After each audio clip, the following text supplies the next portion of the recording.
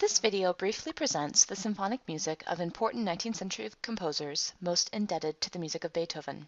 From left to right they are Franz Schubert, Hector Berlioz, Felix Mendelssohn Bartholdy, Robert Schumann, and Johannes Brahms.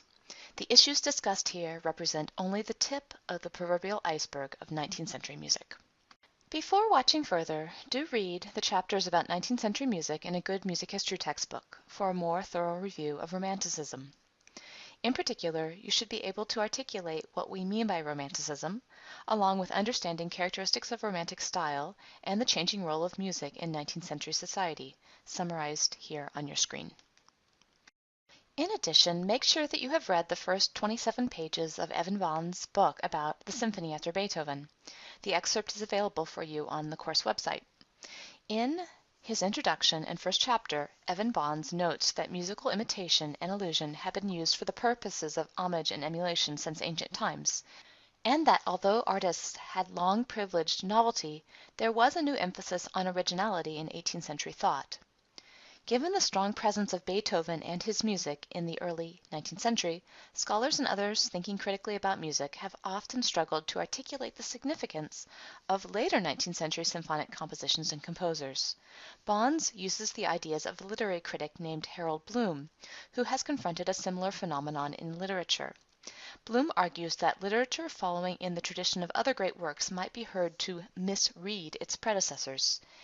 As you read this excerpt from Bonds' book, note how Bloom and Bonds believe that misreading might add to our understanding of artistic traditions. Consider also limitations to the idea of misreading, some of which are articulated by Bonds.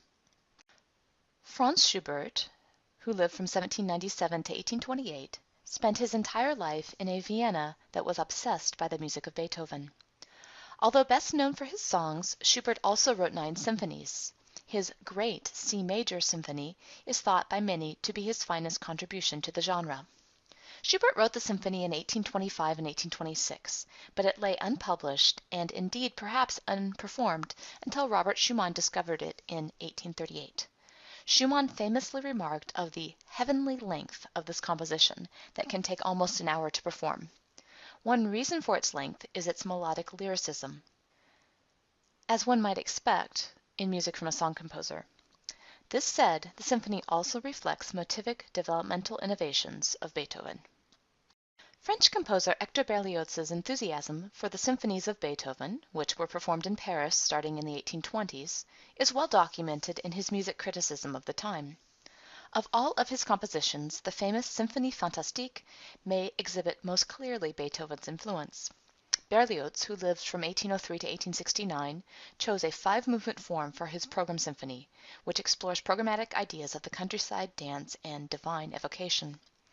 The broad-scale form and topics might also be heard in Beethoven's earlier Pastoral Symphony. One can also hear the influence of Beethoven's motivic style amidst the more unique characteristics of Beethoven's symphony, such as Beethoven's quirky orchestration and harmonic progressions. In other ways, the two works are different. Although Berlioz uses some of the symphonic forms used by Beethoven, the final movement of the Symphonie Fantastique is a sectional form that is driven by its program. Also significantly, Berlioz published an elaborate program for his work, while Beethoven insisted that his symphony was more the painting of feelings than of pictures, or indeed of events. In terms of musical craft, few 19th century composers were more accomplished than Felix Mendelssohn Bartholdy.